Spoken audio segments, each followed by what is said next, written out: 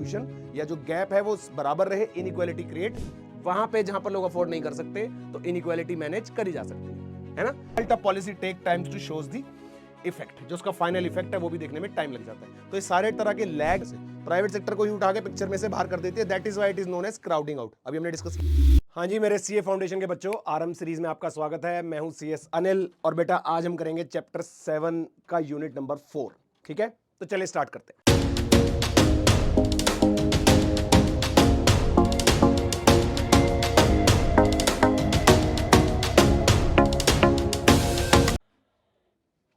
Hello hello. तो चलो बेटा स्टार्ट करते हैं। देखो नाम आप देख पा रहे हो, फिस्कल पॉलिसी। फिस्कल पॉलिसी का क्या मतलब है, थोड़ी सी चीजें समझते हैं जल्दी से। देखो दो चीजें होती है बेटा, दो वर्ड्स पढ़ते हैं हम। एक होता है फिस्कल पॉलिसी और एक हम वर्ड पढ़ते हैं बच्चों मॉनेटरी पॉलिसी। क्या पढ़ते हैं? Monetary policy. तो देखो जब भी फिस्कल पॉलिसी के बारे में बात होगी ना, यानी कि हम बात कर रहे हैं कि गवर्नमेंट ऐसी कौन सी पॉलिसीज बना रही है for managing the finance. Fiscal मतलब फाइनेंस ऑफ द कंट्री। तो इसमें हम बात करेंगे बेटा गवर्नमेंट एक्सपेंडिचर्स की, कि कब गवर्नमेंट अपने एक्सपेंडिचर्स बढ़ा रही है या कम कर रही है। उसके अलावा हम किस बारे में बात करेंगे? टैक्सेस के बारे में, कि कब गवर्नमेंट टैक्सेस कम करती है, कब ज्यादा करती है। उसके अलावा हम कह सकते हैं एलोकेशन ऑफ रिसोर्सेस, है ना, इसमें भी तो पैसा लगता ही है। जब गवर्नमेंट कहती है कि इतना रिसोर्स हमें एलोकेट करना है, तो दैट मींस किसके बारे में बात हो रही है? फिस्कल पॉलिसी के बारे में। रिसोर्सेज का allocation is a part of fiscal policy. और ये सब चीजें कहां देखने को मिलती है? हमारे बजट में। जब गवर्नमेंट बजट अनाउंस होता है तो उसमें बताते हैं ना कि इतने रिसोर्सेज हमने यहाँ पे एलोकेट करे, टैक्सेस में हमने ये चेंज करा, फाइनेंसेज में गवर्नमेंट ने अपने एक्सपेंडिचर्स यहाँ पर बढ़ाया, यहाँ पे कम किए। तो ये सारा किसका पार्ट है बच्चों? फिस्कल पॉलिसी का पार्ट है। ठीक है। और दूसरा होता है मॉनेटरी पॉलिसी। ये दोनों अलग अलग है। मॉनेटरी पॉलिसी हम बात करते हैं जब आरबीआई मनी से रिलेटेड कोई पॉलिसीज बनाती है, कोई मनी सप्लाई को इंक्रीज कर रही है, डिक्रीज कर रही है, बैंक के रेट्स में कुछ चेंज कर रहे हैं ताकि क्रेडिट का कंट्रोल करा जा सके, क्रेडिट को ज्यादा देना है, कम देना है। तो सारी मनी से रिलेटेड जितनी पॉलिसीज हैं वो आरबीआई बनाता है और उनका नाम क्या है? Monetary policy. तो ये चैप्टर जो हमारा है वो फिस्कल पॉलिसी से रिलेटेड है। ठीक है ना। अब गवर्नमेंट किस किस तरह की पॉलिसीज के बारे में बात करेगी, यानी अगर मान लो इकोनॉमी में रिसेशन चल रहा है, सोच के देखेंगे एक चीज, अगर इकोनॉमी में रिसेशन चल रहा है यानी डिमांड्स ऑलरेडी कम है, तो गवर्नमेंट इस तरीके की पॉलिसीज बनाएगी कि अब लोग अपनी डिमांड को बढ़ाएं, उनकी परचेजिंग पावर को बढ़ाने की कोशिश करी जाएगी। राइट, ये सारा किस में करेगी? रिसेशन में। दूसरा हम कहते हैं जैसे इकोनॉमी में इन्फ्लेशन चल रहा है। क्या चल रहा है बच्चों? इन्फ्लेशन है इकोनॉमी, यानी प्राइसेस पहले से ही ज्यादा है, ऑलरेडी लोगों की परचेजिंग पावर ज्यादा होती जा रही है, तो उसको कंट्रोल करा जाएगा, है कि नहीं। तो दोनों के लिए अलग अलग टाइप्स की पॉलिसीज आएंगी जो हम पढ़ेंगे। लाइक यहां पर गवर्नमेंट यूज करेगी एक्सपेंशनरी फिस्कल पॉलिसी। क्या यूज करेगी? एक्सपेंशनरी। और यहां पर आएगा बेटा कॉन्ट्रैक्शनरी फिस्कल पॉलिसी। थोड़ा सा मैं आपको चैप्टर का व्यू दे रहा हूं कि हम क्या पढ़ने जा रहे हैं। ठीक है ना। एक्सपेंशनरी और कॉन्ट्रैक्शनरी, यहां पर हम एक्सपैंड करते हैं, लोगों की डिमांड को बढ़ाने की कोशिश करते हैं, और यहां पर बढ़ी हुई डिमांड को कम करके, कंप्रेस करके कम करने की कोशिश करते हैं। ठीक है, अभी आएगा सारा डिटेल में। तो ठीक है, देखते हैं फिर बढ़िया से। तो देखो सबसे पहले है क्या? Fiscal policy is the deliberate policy of the government. मैंने बात करी थी ना, फिस्कल पॉलिसी कौन मैनेज करता है? गवर्नमेंट मैनेज करती है। Under which it uses the instrument, कौन कौन से आगे? टैक्सेशन, पब्लिक एक्सपेंडिचर मतलब पब्लिक के यानी गवर्नमेंट के एक्सपेंडिचर, गवर्नमेंट की बोरोइंग्स, फाइनेंस अरेंज करने के लिए जो सरकार लोन लेती है वो भी इसी का पार्ट है ना। To influence both the pattern of economic activity and level of aggregate demand, output and employment. यानी ये सारी चीजें इकोनॉमी में कि कितनी एग्रीगेट डिमांड है, ज्यादा है या कम है, आउटपुट कितना है, एम्प्लॉयमेंट कितना है। तो हमेशा गवर्नमेंट की कोशिश क्या रहती है? To attain the full employment. हालांकि प्रैक्टिकली अगर हम बात करें तो there is never a full employment, but economics में थ्योरी सेंस में और हाइपोथेटिकल सिचुएशन में अगर हम लें तो हम कह सकते हैं कि government always wants to attain the full employment. Right, उसी हिसाब से पॉलिसीज बनाई जाती है। Now fiscal policy in the nature of demand side policy. Generally fiscal policy को हम डिमांड साइड यानी डिमांड के कम या ज्यादा के बारे में बात करते हैं। मैंने बात करें रिसेशन और इन्फ्लेशन कि अगर इकोनॉमिक डिमांड्स कम है उस हिसाब से पॉलिसीज होंगी, या डिमांड ज्यादा है तो हम सिर्फ डिमांड को कंसीडर करके पॉलिसीज बनाते हैं। यहां पे याद रखोगे वाली बात। An economy which is producing a full employment level does not require government action. पहले से ही फुल एम्प्लॉयमेंट है, यानी जितना है सब मिल रहा है, एग्रीगेट डिमांड एग्रीगेट सप्लाई के इक्वल है, जितना लोग डिमांड कर रहे हैं उतना अवेलेबिलिटी है रिसोर्सेज की, तो गवर्नमेंट पॉलिसीज की जरूरत ही नहीं है, सब कुछ बढ़िया चल रहा है। Right, in the form of fiscal policy. ठीक है बच्चों, चलो नाउ कैसे काम करता है हमारा fiscal policy? Government uses taxes and spendings. Taxes और स्पेंडिंग्स को यूज करता है to control the economic activity. बेटा दो बातें करी थी मैंने आपसे भी, गवर्नमेंट एक्सपेंडिचर है ना और टैक्स, ये उसी बारे में बात कर रहे हैं। तो गवर्नमेंट जो है जनरली अपने इन दो चीजों से, गवर्नमेंट एक्सपेंडिचर और टैक्सेस को कम या ज्यादा करके इकोनॉमी में फिस्कल पॉलिसी या फाइनेंस को कंट्रोल करती है, ठीक है ना। और लोगों की डिमांड जो कम या ज्यादा होती है, रिसेशन का टाइम है या इन्फ्लेशन का टाइम है, तो वो किससे कंट्रोल करती है? अपनी फिस्कल पॉलिसी यानी गवर्नमेंट एक्सपेंडिचर और टैक्सेस से, ठीक है ना। तो नेशनल इनकम जो जीडीपी हमारा, उसके अंदर सब कुछ आता है, पढ़ा हमने जीडीपी के अंदर नेशनल इनकम में सी प्लस आई प्लस जी प्लस एनएक्स, 4 सेक्टर मॉडल की बात कर रहे हैं। हाउस होल्ड की कंजम्पशन, फर्म्स की इन्वेस्टमेंट, गवर्नमेंट का एक्सपेंडिचर आ गया और नेट एक्सपोर्ट्स आ गए। तो कह सकते हैं पर गवर्नमेंट का एक्सपेंडिचर एक इंपॉर्टेंट रोल प्ले कर रहा है कि नहीं? सारे फैक्टर्स हमें पता है। नेट एक्सपोर्ट्स मतलब एक्सपोर्ट माइनस इंपोर्ट। तो government affect GDP by directly changing the G, बोले तो गवर्नमेंट स्पेंडिंग्स, जो इसके अंदर मेन ये वाला पार्ट है इसकी बात कर रहे हैं। डायरेक्टली गवर्नमेंट जीडीपी को डायरेक्ट इफेक्ट करती है, कैसे? By changing the D. और अगर इनडायरेक्टली की बात करें तो सी, आई और एनएक्स से, कैसे? टैक्सेस के थ्रू, सब्सिडीज के थ्रू या ट्रांसफर्स बोले तो ट्रांसफर पेमेंट्स के थ्रू, समझ गए? तो गवर्नमेंट डायरेक्टली अगर चेंज करना चाहती है इकोनॉमी में कुछ, तो वो कैसे करेगी? गवर्नमेंट स्पेंडिंग से। और अगर इनडायरेक्टली करेगी तो बाकी तीनों से, सी प्लस आई और एनएक्स से, जिसके अंदर क्या क्या होगा? टैक्सेस होंगे। अब समझो ना, अगर टैक्सेस को कम कर दिया तो हाउस होल्ड की कंजम्पशन बढ़ेगी, उनके ऊपर क्या हो जाएगा? परचेजिंग पावर बढ़ जाएगी ना उनकी, टैक्सेस कम देने, राइट। सिमिलरली इन्वेस्टमेंट भी ज्यादा होंगी जब टैक्सेस कम होंगे, तो नेट एक्सपोर्ट्स भी बढ़ेंगे हमारे। समझ गए मेरी बात? सब्सिडीज से क्या होता है? सब्सिडीज से आपको चीजें सस्ती मिलती है, सस्ती मिलती है तो आपकी परचेजिंग पावर बढ़ती है, राइट। गवर्नमेंट छूट दे देती है, सब्सिडीज दे देती है, एनकरेज करती है लोगों को, तो इन्वेस्टमेंट्स एनकरेज होंगी। तो बेटा क्या समझ आया कि गवर्नमेंट से तो गवर्नमेंट अपने गवर्नमेंट स्पेंडिंग से डायरेक्टली कंट्रोल करती है फिस्कल पॉलिसी को या जीडीपी को, और इनडायरेक्टली कंट्रोल करना है तो सी प्लस आई प्लस जी, सी प्लस आई प्लस एनएक्स को, वो भी किससे? हमारे टैक्सेस से, सब्सिडी से और ट्रांसफर से। सिंपल है। चलो नाउ कौन से तरह की होती है बेटा? दो मैंने आपसे बात करी थी अभी। एक होती है देखो एक्सपेंशनरी, दूसरी होती है हमारी कॉन्ट्रैक्शनरी फिस्कल पॉलिसी। एक्सपेंशनरी कब यूज करेंगे? जब गवर्नमेंट को लग रहा है कि इकोनॉमी डाउन जा रही है, नीचे जा रही है, तो गवर्नमेंट कुछ इस तरीके की पॉलिसीज बनाएगी कि इकोनॉमी को वापस खींच के ऊपर लाने की कोशिश करेगी। तो तब गवर्नमेंट यूज करती है एक्सपेंशनरी, कि गवर्नमेंट ये सोच के पॉलिसी बनाती है कि हमें इकोनॉमी को एक्सपैंड करना है, जो इकोनॉमी नीचे जा रही है, कॉन्ट्रैक्ट हो रही है, हमें उसको एक्सपैंड करके ऊपर लाना है। मतलब यूज्ड ड्यूरिंग रिसेशन और low economic activity to boost the demand and employment, ताकि हमारी डिमांड और एम्प्लॉयमेंट को बूस्ट करा जा सके। कैसे? एक तो टैक्सेस को कम कर दो, कुछ भी ऐसा करना है कि लोगों की परचेजिंग पावर बढ़े, तो एक तो मैंने टैक्स कम कर दिए, इससे हो सकता है। दूसरा अपनी गवर्नमेंट स्पेंडिंग्स को बढ़ा दो, या फिर दोनों भी कर सकते हैं कॉम्बिनेशन को, कि टैक्सेस को भी कम कर दो, गवर्नमेंट स्पेंडिंग्स को भी बढ़ा दो, तो दोनों का ही फायदा मिलेगा कि नहीं मिलेगा? दोनों का बेनिफिट मिलेगा ना इकोनॉमी में, है कि नहीं? तो देखो people and business have more money to spend, increasing demand, मतलब परचेजिंग पावर बढ़ेगी उनकी। सिमिलरली अगर गवर्नमेंट स्पेंडिंग बढ़ेगी, more money will flow into the economy, raising the demand and production and jobs. Government अगर ज्यादा एक्सपेंडिचर करेगी economy में, तो लोगों का बेनिफिट होगा, लोगों की परचेजिंग पावर बढ़ेगी। सिंपल है बेटा, और दोनों भी कर सकते हैं। तो रिजल्ट क्या होगा? It may lead to budget deficit as spending rise and tax revenues falls. अब इसका नुकसान क्या दिखा? कि हमारा डेफिसिट ज्यादा हो सकता है। डेफिसिट का मतलब क्या है? डेफिसिट कब होता है? जब गवर्नमेंट के एक्सपेंडिचर ज्यादा हो जाते हैं रेवेन्यू से। अगर गवर्नमेंट ज्यादा एक्सपेंडिचर्स कर देगी तो उसको डेफिसिट हो सकता है, ये एक नुकसान है इसका। क्या फेस करना पड़ सकता है बेटा? डेफिसिट फेस करना पड़ सकता है। इसलिए गवर्नमेंट इतनी आसानी से भी स्पेंडिंग्स को नहीं बढ़ाती, सोच समझ के पॉलिसीज के थ्रू बढ़ाती है, विद इन कंट्रोल्ड मैनर में बढ़ाती है। सिंपल है। चलो, तो ये वाली बात हमने पढ़ी। फिर आता है कॉन्ट्रैक्शनरी। अब इकोनॉमी में ऑलरेडी हाई चल रहा है, इकोनॉमी में ऑलरेडी लोगों की परचेजिंग पावर ज्यादा है, तो हमें अब उसको कंट्रोल करना है ताकि डिमांड इतनी ज्यादा ना हो जाए कि उसको फुलफिल ना करा जा सके। तो इसलिए लोगों की परचेजिंग पावर को कंट्रोल करने के लिए गवर्नमेंट फिस्कल पॉलिसी बनाती है। कौन सी फिस्कल पॉलिसी बनाती है? और कॉन्ट्रैक्शनरी फिस्कल पॉलिसी बनाती है, कि अब हमें इकोनॉमी को कॉन्ट्रैक्ट करना है, जो ऑलरेडी एक्सपैंड होकर आउट ऑफ कंट्रोल जा रही है, हमें उसको कॉन्ट्रैक्ट करना है। ठीक है। पर्पस क्या है? यूज्ड ड्यूरिंग द इन्फ्लेशन, है ना, ये रिसेशन में यूज होता है और ये इन्फ्लेशन में, याद रहेगा। एक्सपेंशनरी कब यूज होती है बेटा? रिसेशन में, लिखा हुआ यहां पर, है ना। और कॉन्ट्रैक्शन कब यूज होती है? इन्फ्लेशन में। सिंपल है। ये कब यूज होती है बच्चों? इन्फ्लेशन में। ठीक है, याद रखना इसको। एज और एन ओवरहीटेड इकोनॉमी, ओवरहीटेड का मतलब वही हो गया इन्फ्लेशन की, ज्यादा आउट ऑफ कंट्रोल जा रही है, डिमांड ज्यादा और इतना सप्लाई है नहीं, लोग इतना डिमांड कर रहे हैं, तो उसी को हम बोलते हैं overheated. To reduce the demand, already ज्यादा है, हम उसको कम कर रहे हैं। और एक बात मैंने आपको पहले बताई कि फिस्कल पॉलिसी जो है डिमांड साइड चलती है, डिमांड को देख के ही बनाई जाती है पॉलिसीज। ठीक है बेटा, कैसे काम करता है? अब हम इसका उल्टा करेंगे। यहां पर हमने गवर्नमेंट स्पेंडिंग्स बढ़ाई थी, यहां पर अब हम क्या करेंगे? कम कर देंगे, ताकि लोगों के ऊपर बर्डन आए, उनके ऊपर प्रेशर आए और वो अपनी डिमांड्स को कम करें, है ना, रिड्यूस कर देंगे। Less money in the economy lowering the demand, यानी डिमांड अल्टीमेटली फॉल होगी।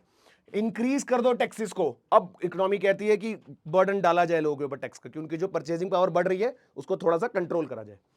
है ना, reduces the disposable income and business profits, cutting down the consumption and investment। अब लोगों की कंजम्पशन इन्वेस्टमेंट को कंट्रोल करा जा सकता है टैक्सेस बढ़ा के, सिंपल सी बात है।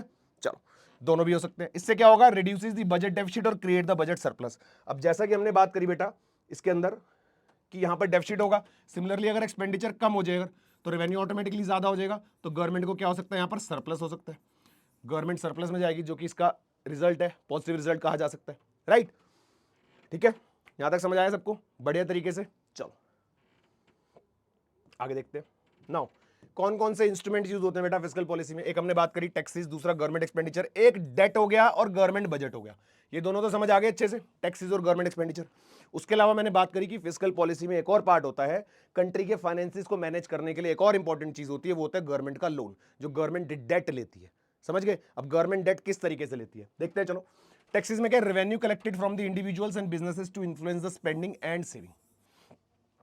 जो रेवेन्यू कलेक्ट होता है लोगों से, गवर्नमेंट के पास पैसा आएगा ना उससे, तो गवर्नमेंट के लिए तो रेवेन्यू है। याद है कि हमने रिसिप्ट पढ़ी थी गवर्नमेंट की, तो रेवेन्यू रिसिप्ट है ना, एक तरह की रेगुलर रेकरिंग नेचर की है, ये रेगुलर बेसिस पर टैक्स कलेक्ट हो रहा है लोगों से गवर्नमेंट के पास, तो गवर्नमेंट के लिए फाइनेंस का जरिया है ना। दूसरा है गवर्नमेंट के एक्सपेंडिचर्स, यानी कि spending on public services and infrastructure to boost the demand and economic growth. Same बात हमने पढ़ी हुई पीछे कि गवर्नमेंट एक्सपेंडिचर जब ज्यादा होता है तो इकोनॉमी में क्या हो जाता है, डिमांड बूस्ट होती है, इकोनॉमी की ग्रोथ होती है, क्योंकि गवर्नमेंट जब ज्यादा खर्चा करती है तो लोगों के ऊपर से बर्डन रिलीज होता है और डिमांड इंक्रीज होती है। ठीक है बेटा। Public debt, borrowings by the government to finance the deficit. जब डेफिसिट हो गया यानी एक्सपेंडिचर ज्यादा हो गया रेवेन्यू से, तो अब उसको पूरा भी तो करेंगे कहीं से, तो कहां से पूरा करेंगे, बोरोइंग्स लेके पूरा करेंगे।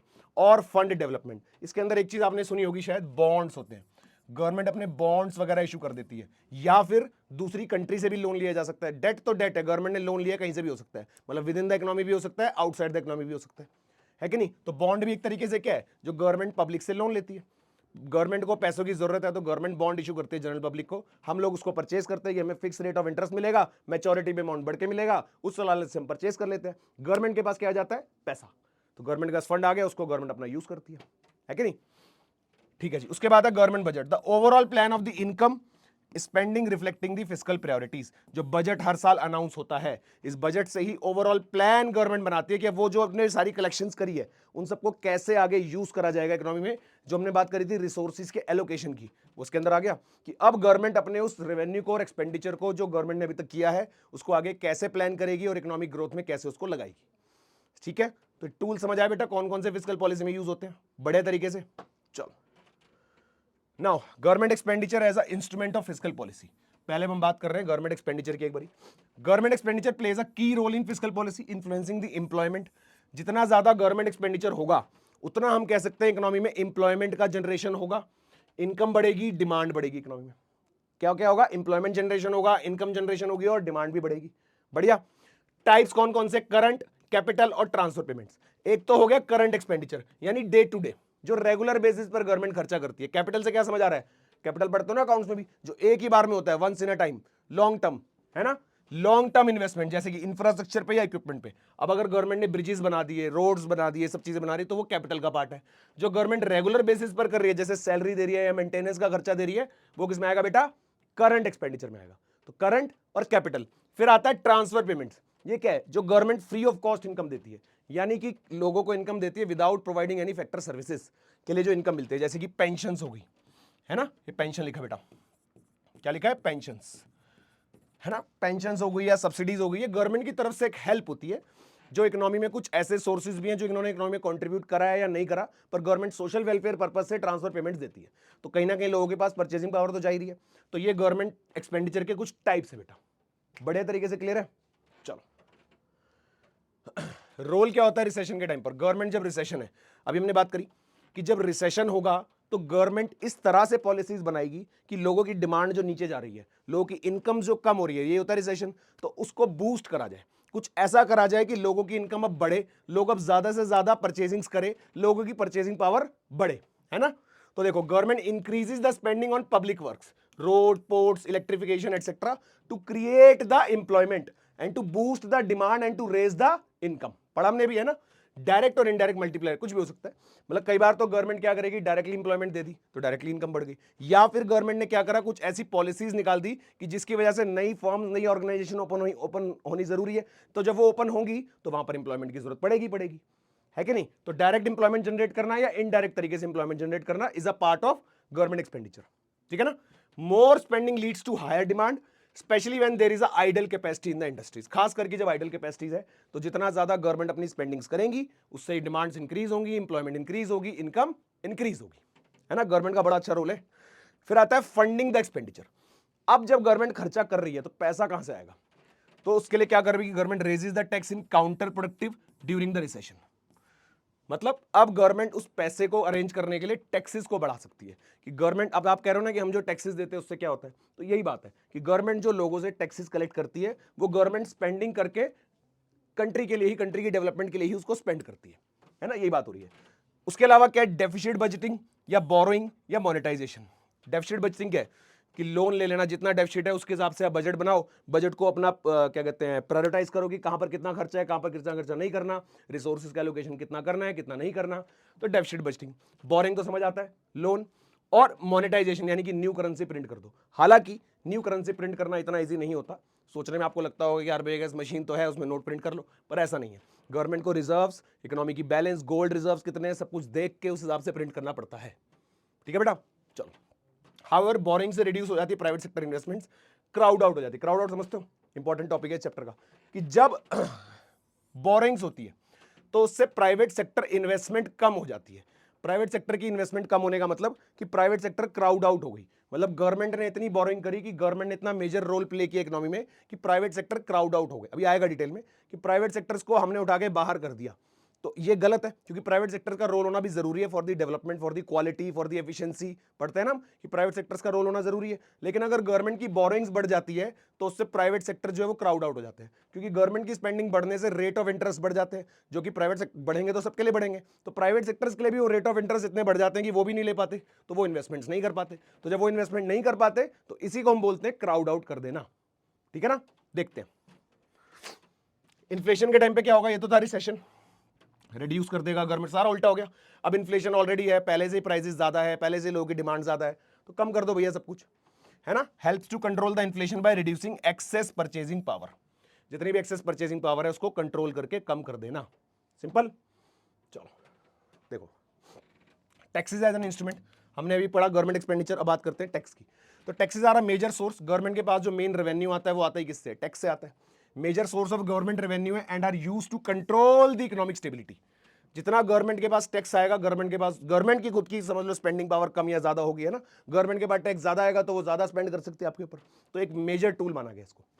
रोल क्या है फिस्कल पॉलिसी में, देखो टैक्स की policies are adjusted to influence the private spendings on consumption and investment. Tax की पॉलिसीज को क्या करा जाता है, एडजस्ट करा जाता है, ताकि प्राइवेट स्पेंडिंग यानी जो हाउस होल्ड की स्पेंडिंग्स है वो कम या ज्यादा करी जा सके, प्लस इन्वेस्टमेंट्स। अगर टैक्सेस ज्यादा लगेंगे तो हाउस होल्ड की कंजम्पशन का पैटर्न उसी हिसाब से चेंज होगा। टैक्स ज्यादा होगा तो कंजम्पशन कम करेंगे लोग, टैक्स कम होगा तो कंजम्पशन ज्यादा करेंगे। सेम गोज विद इन्वेस्टमेंट, है ना। चलो, टैक्सेस इंपैक्ट दी डिस्पोजेबल इनकम, याद है बेटा, डिस्पोजेबल इनकम मतलब नॉर्मल जो आपकी इनकम होती है माइनस टैक्स, ये होता है disposable income.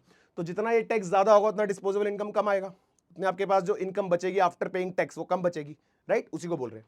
Which affects the aggregate demand and helps the manage inflationary and deflationary gaps. दोनों ही केसेस में अगर मैं इसको कम कर दूं तो ये ज्यादा हो जाएगा, इसको बढ़ा दूं तो ये कम हो जाएगा। तो इन्फ्लेशन का सिचुएशन हो या डिफ्लेशन का हो, टैक्सेस को कम या ज्यादा करके हम इन्फ्लेशन या डिफ्लेशन गैप्स को मैनेज कर सकते हैं। ये वही चीज है सेम जो हमने रिसेशन और इन्फ्लेशन पढ़ा था पीछे, सेम, ठीक है बेटा। ड्यूरिंग रिसेशन क्या होगा, लोअर इनकम टैक्स, कम कर दो। कॉन्ट्रैक्शनरी फिस्कल पॉलिसी याद आ गई, एक्सपेंशनरी और कॉन्ट्रैक्शनरी। अब रिसेशन है तो क्या हो रहा है, एक्सपेंशन, यानी कि हम टैक्सेस को कम कर रहे हैं ताकि लोगों की परचेसिंग पावर बढ़े। मोर डिस्पोजेबल इनकम तो इससे कंजम्पशंस बढ़ेंगी। सिमिलरली कॉर्पोरेट टैक्सेस को कम कर दो अगर, तो बिजनेस के प्रॉफिट बढ़ेंगे, इससे इन्वेस्टमेंट्स बढ़ेंगी, सेम बात है। अगर इसका एम क्या है, stimulate the demand and reduce the recessionary gap.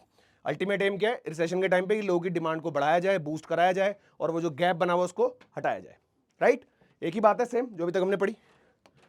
अच्छा जी, पब्लिक डेट, अब जो लोन लेते हैं वो भी एक इंस्ट्रूमेंट है, उससे भी पब्लिक यानी गवर्नमेंट के पास पैसा तो जनरेट होता ही है जिसको कंट्री की डेवलपमेंट के लिए लगा सकते हैं।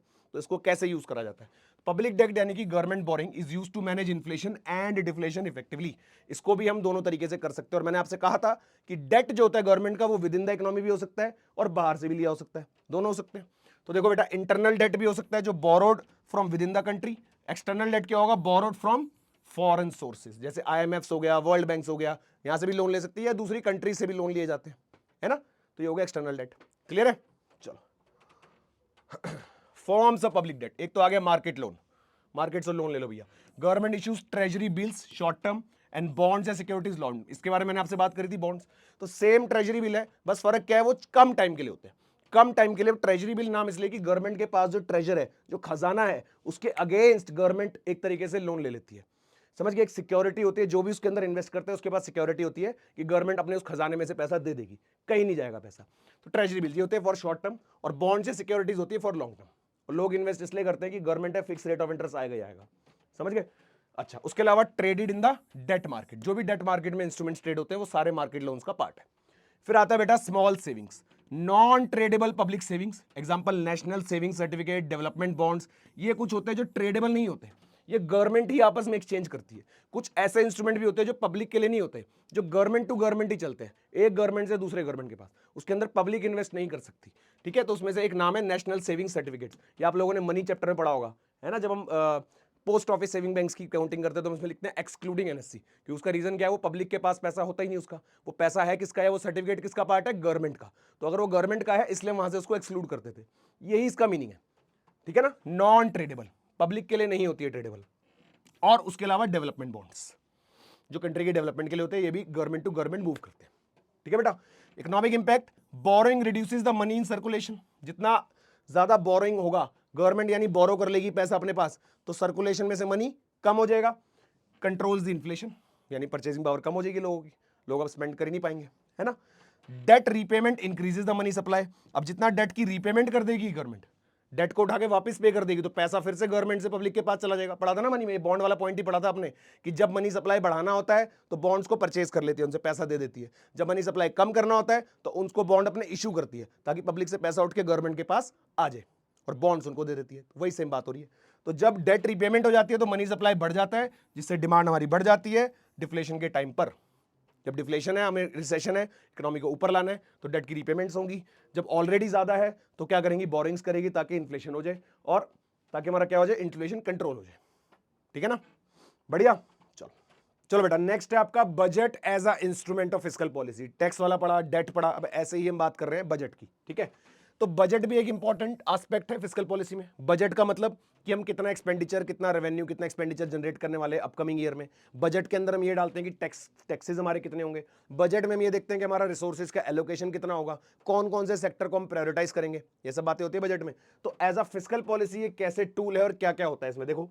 The government budget is used to regulate the aggregate demand through changes in revenue and expenditure, कि अपकमिंग ईयर में हमारा क्या क्या रेवेन्यू और क्या क्या एक्सपेंडिचर होने वाला है और कैसे होने वाला है। तो इससे हम इकोनॉमी के अंदर एग्रीगेट डिमांड को अफेक्ट कर सकते हैं, है ना। बताया ना, एक्सपेंडिचर ज्यादा होंगे तो डिमांड्स बढ़ेंगी इकोनॉमी में, एक्सपेंडिचर्स कम होंगे तो डिमांड कम होगी। सेम टैक्सेस की तरह, टैक्सेस किसका पार्ट हो गया, रेवेन्यू का। टैक्स ज्यादा कलेक्ट होंगे तो गवर्नमेंट का रेवेन्यू बढ़ेगा। यही बातें आती है भी। देखो, तो तीन तरह के बजट है हमारे पास, बैलेंस बजट है बेटा, सरप्लस है और डेफिसिट बजट है। बैलेंस बजट का मतलब सिंपल, जहां पर रेवेन्यू इक्वल टू एक्सपेंडिचर हो गया, जितना रेवेन्यू उतना एक्सपेंडिचर। ठीक है ना? और सरप्लस का मतलब रेवेन्यू ज्यादा एक्सपेंडिचर कम। डेफिसिट का मतलब गवर्नमेंट ने खर्चा ज्यादा कर दिया लेकिन रेवेन्यू कम हो रहा है। तीनों बातें समझ आ रही है, जो बेसिक मीनिंग है। उसके बाद वर्ड आ रहा है बेटा इंजेक्शंस और लीकेजेस। ठीक है? एक चीज समझते हैं जल्दी से। देखो, हमारे पास एक होता है इंजेक्शंस और एक होता है बेटा लीकेजेस। सिंपल सा मतलब है। इंजेक्शंस का मतलब जिससे भी इकोनॉमी में पैसा प्लस हो, इकोनॉमी के अंदर पैसा प्लस हो। अगर गवर्नमेंट एक्सपेंडिचर्स बढ़ाएगी तो इससे प्लस होगा, गवर्नमेंट एक्सपेंडिचर्स बढ़ेंगे। सिमिलरली अगर मैं बोलूं टैक्सेस कम हो गए तो लोगों के पास पैसा बढ़ेगा, इंजेक्शन हो रहा है। लीकेजेस में बात कर सकते हैं सेविंग्स की, या अगर टैक्सेस ज्यादा हो जाए, टैक्सेस इंक्रीज हो जाए तो लीकेज है, लोगों के पास से पैसा जा रहा है, पब्लिक के पास से तो जा ही रहा है, गवर्नमेंट के पास जा रहा है, राइट। तो ये सारी है लीकेजेस। तो कोई भी ऐसी चीज जिससे इकोनॉमी में सर्कुलर फ्लो में से पैसा कम हो जाए उसको बोलते हैं लीकेजेस। कोई भी ऐसी चीज जिससे इकोनॉमी में पैसा प्लस हो जाए उसको हम बोलते हैं बेटा इंजेक्शंस। सिंपल सी बात है। अब देखो, जो हमने यहां पे बात पढ़ी क्या कि नो नेट इफेक्ट, जितना इंजेक्शन उतनी लीकेजेस, क्योंकि बैलेंस है। ठीक है ना, सिंपल है। सरप्लस का मतलब, सरप्लस सुन के तो बढ़िया लग रहा है, गवर्नमेंट को सरप्लस हो रहा है कि रेवेन्यू ज्यादा एक्सपेंडिचर कम, लेकिन गवर्नमेंट का रेवेन्यू किससे ज्यादा हो रहा होगा? टैक्सेस ज्यादा कलेक्ट हो रहे होंगे, यानी पब्लिक से पैसा ज्यादा आ रहा होगा गवर्नमेंट के पास। इसलिए हम यहां पर बोल रहे हैं कि लीकेजेस ज्यादा है, इंजेक्शंस कम है। गवर्नमेंट अपने एक्सपेंडिचर्स कम कर रही है तो इंजेक्ट कम हो रहा है पैसा, पैसा विड्रॉ ज्यादा हो रहा है इकोनॉमी में से, इसलिए बेटा यहां कंफ्यूजन आ सकती है। बजट सरप्लस में हमारे पास लीकेजेस ज्यादा हो जाती हैं, लीकेजेस ज्यादा होती हैं और इंजेक्शंस कम होते हैं, ठीक है। और जो बजट डेफिसिट है इसमें उल्टा होता है, डेफिसिट में आपको लग रहा है गवर्नमेंट का नुकसान है, लेकिन इकोनॉमी के अंदर पैसा ज्यादा है तो इसलिए इंजेक्शन ज्यादा और डेफिसिट या लीकेजेस कम, है ना।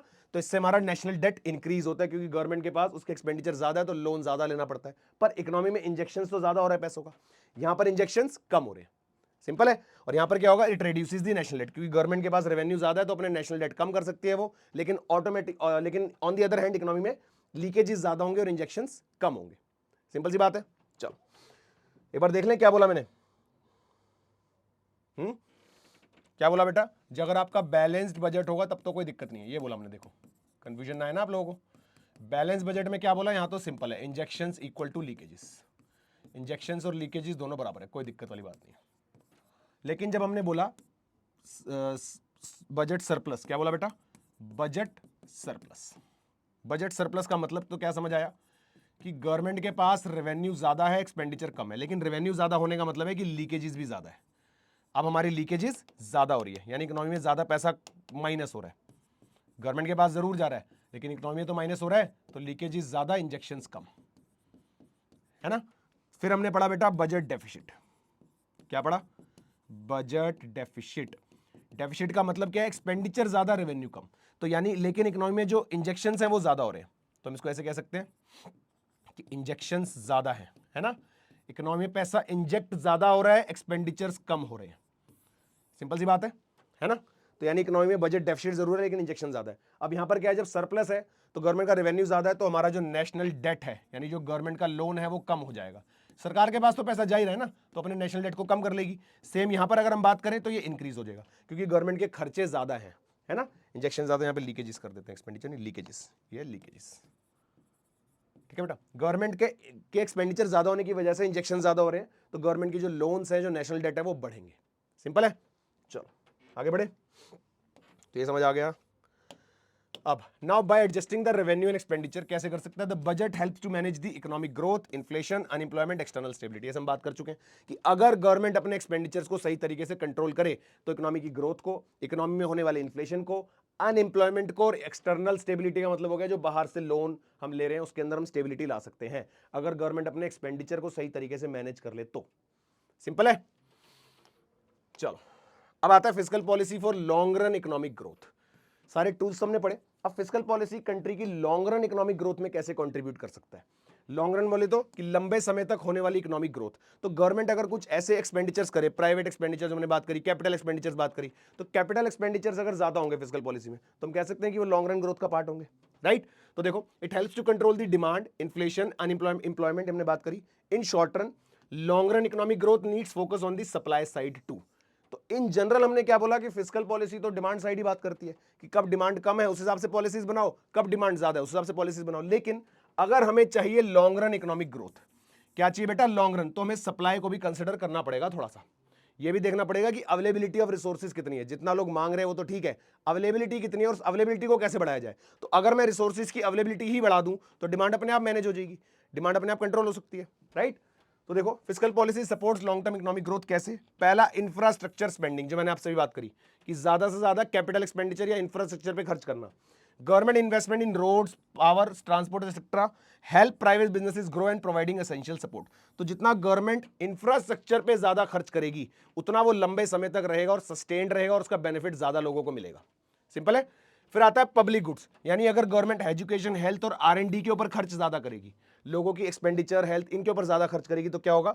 Spending on education, health care, nutrition and research boost the human capital, making workforce more skilled and increasing productivity. अगर गवर्नमेंट इन चीजों पे ज्यादा खर्चा करेगी तो अल्टीमेटली क्या होगा? सोचो ना, लोगों की हेल्थ के ऊपर लोग ज्यादा हेल्दी होंगे, ह्यूमन कैपिटल पड़ा है, ह्यूमन उनको स्किल और टैलेंट को लेकर ज्यादा खर्च करेगी, एजुकेशन से रिलेटेड ज्यादा खर्चा होगा, न्यूट्रिशन से रिलेटेड, रिसर्च से रिलेटेड, तो अल्टीमेटली इकोनॉमी में ग्रोथ होगी जो कि लॉन्ग टर्म सस्टेन करेगी, ठीक है। यानी अगर गवर्नमेंट इन एस्पेक्ट के ऊपर ध्यान दे तो वो लॉन्ग टर्म तक चल सकती है, और ये कहीं ना कहीं अवेलेबिलिटी ऑफ रिसोर्सेज के अंदर हेल्प करेगी, जो कि सप्लाई साइड हो गई, है ना।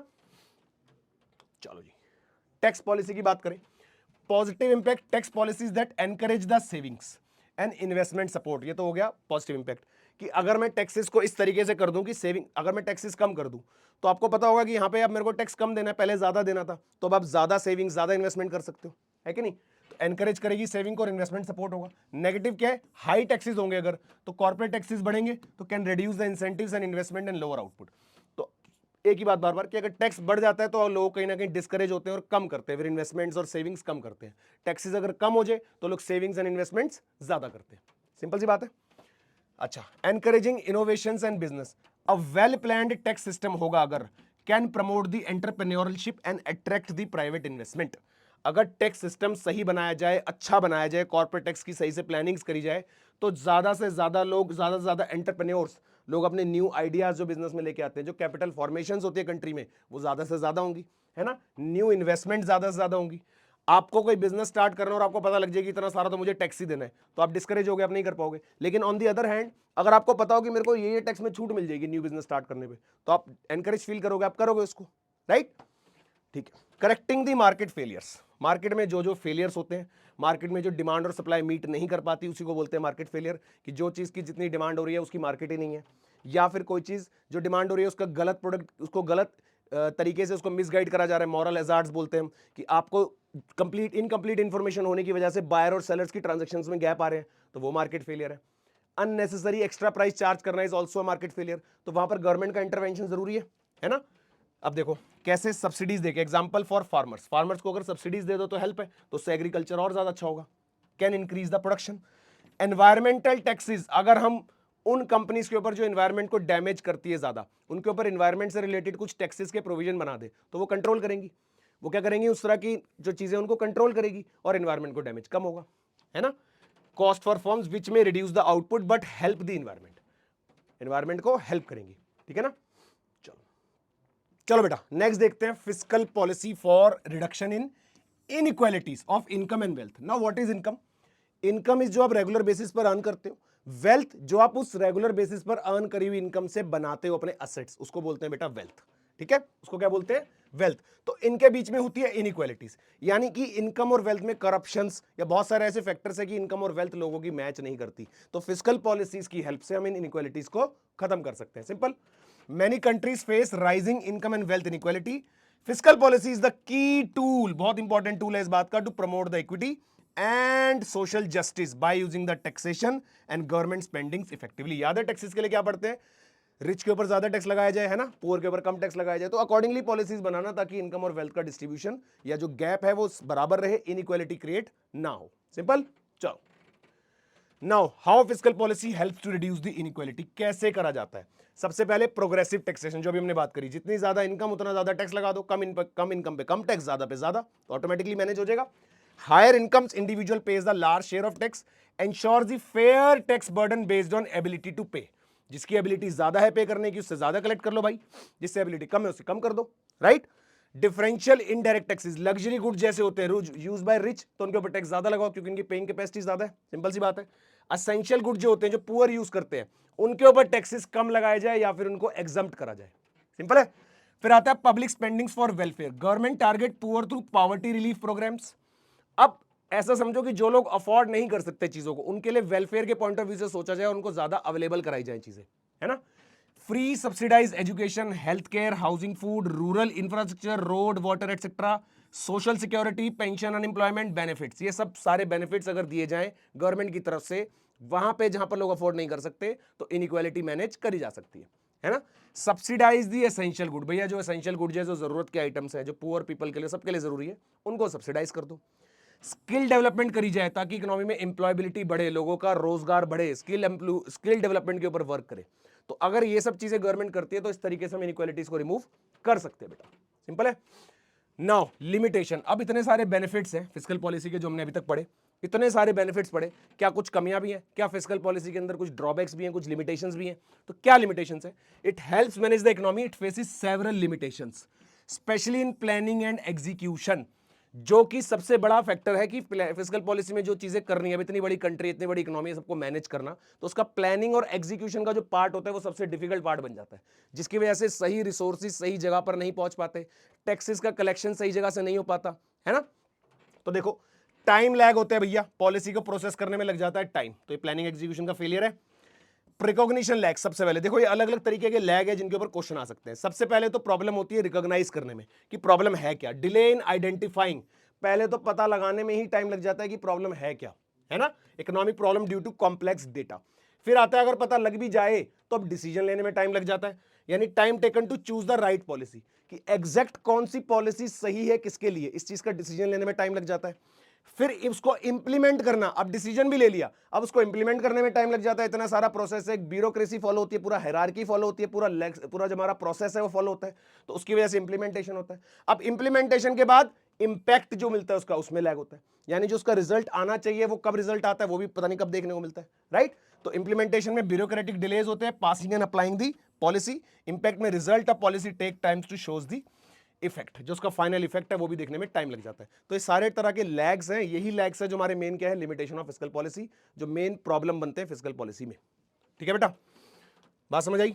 चलो, poor timing, due to delays policies may be applied too late, applying expansionary policy when the economy is already recovering, इतना टाइम लगा दिया सोचने में और इकोनॉमी खुद ही रिकवर करना शुरू हो गई स्लो स्लो, तो एक्सपेंशनरी पॉलिसी का एग्जैक्ट जब लगना चाहिए था तब लगी नहीं वो, राइट। फिर आता है rigidity in government spending, spending on defence, social security and ongoing large projects like dams, highways can not be reduced easily.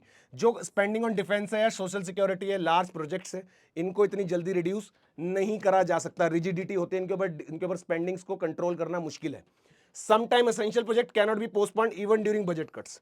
अब सरकार के पास बजट की शॉर्टेज है, लेकिन वो चीज इतनी ज्यादा अर्जेंट बेसिस पर है कि उसको करना ही है, तो बजट कट्स होने के बावजूद भी गवर्नमेंट को उसको अपने नुकसान में भी करना पड़ता है, तो लिमिटेशन आ गई, है ना। फिर आता है disinvestment from fiscal measures, disincentives, higher taxes may discourage the firms from investing.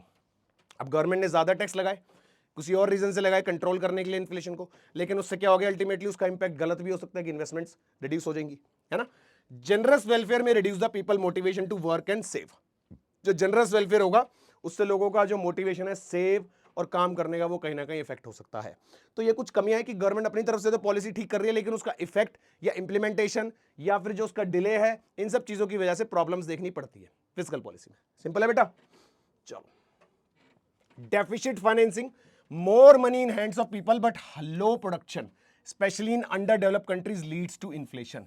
जब ज्यादा लोगों के हाथ में पैसा हो जाता है तो प्रोडक्टिविटी हो जाती है कम, जिससे इन्फ्लेशन आता है। लोगों के पास ज्यादा पैसा हो गया तो तभी तो कहते हैं कि सबको मनी प्रिंट करके देना इतना आसान नहीं है, प्रोडक्टिविटी बंद हो जाएगी, लोग पैसे को स्पेंड कहां करेंगे जब प्रोडक्टिविटी नहीं होगी, राइट। तो बैलेंस करके रखना जरूरी होता है। एक डेट का बर्डन आ जाता है इकोनॉमी पे, गवर्नमेंट के ऊपर। Heavy borrowing increases the pressure of future generation to repay the debts, it's repay बेटा, to repay the debts, debts को रीपे करने के लिए एक बर्डन है।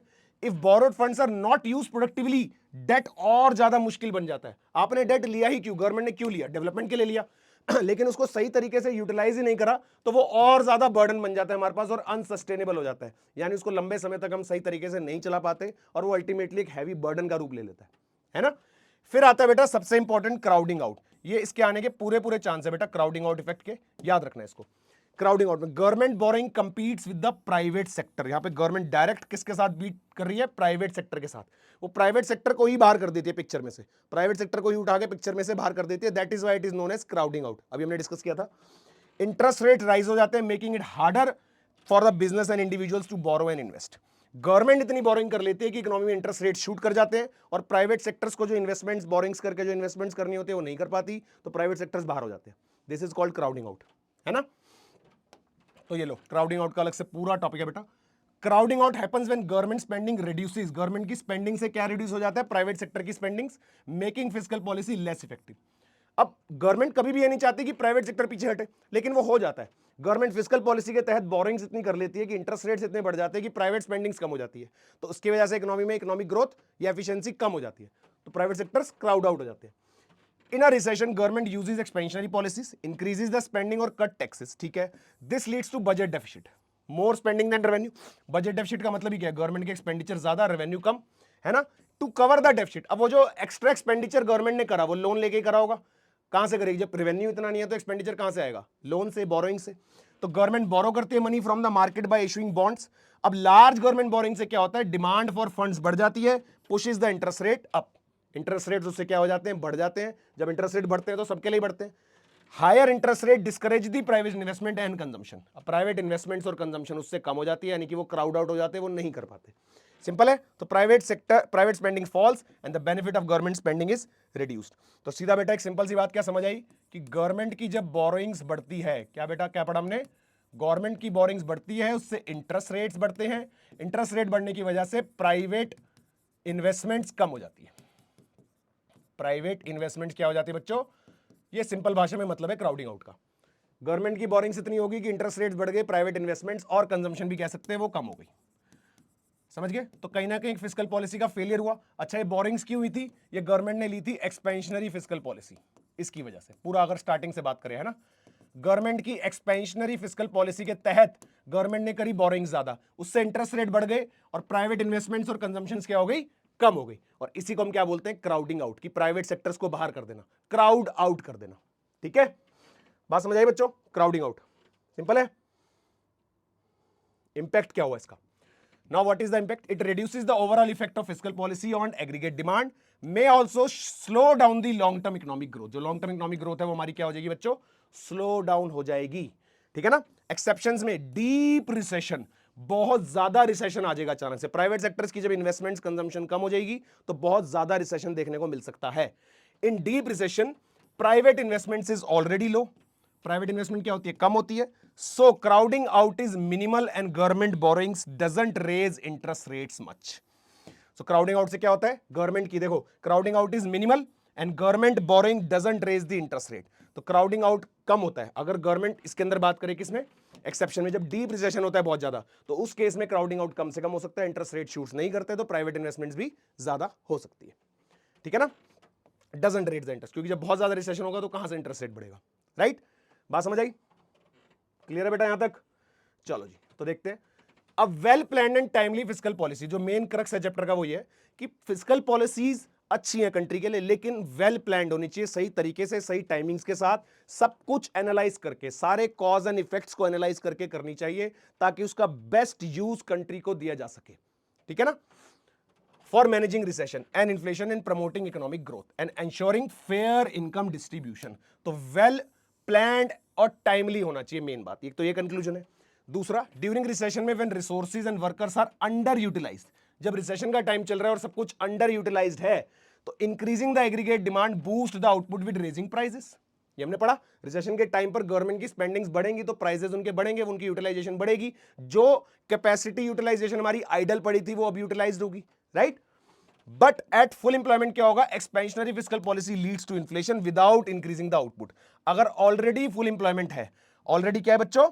ऑलरेडी हमारा फुल इंप्लॉयमेंट चल रहा है, तो वहां पर समझ लो फिस्कल पॉलिसी फेल है।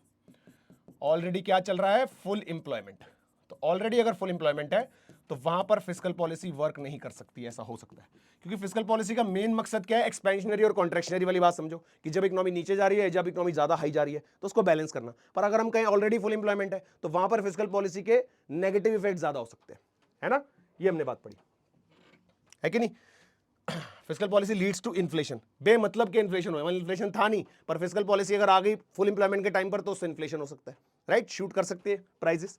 Fiscal policy is a powerful tool to achieve both economic growth and income inequality without when used wisely. सही तरीके से यूज करा जाए तो इनकम इनक्वालिटी, जो वेल्थ का और उसका इनक्वालिटी पड़ी थी ना वो, और इकोनॉमी में ग्रोथ को बहुत अच्छे तरीके से अचीव करा जा सकता है। मेन बात, सही तरीके से, वाइजली तरीके से इसको यूज करा जाएगा। ठीक है बेटा, समझ आया यहां तक बढ़िया तरीके से? तो ये था बेटा चैप्टर नंबर 7 का यूनिट नंबर 4 खत्म। तो आई होप सारी चीजें बढ़िया तरीके से, अच्छे तरीके से क्लियर हुई होगी। ठीक है बेटा, चलो मिलते हैं नेक्स्ट वीडियो में। तब तक के लिए बेटा keep learning, keep growing and keep enjoying. All the best.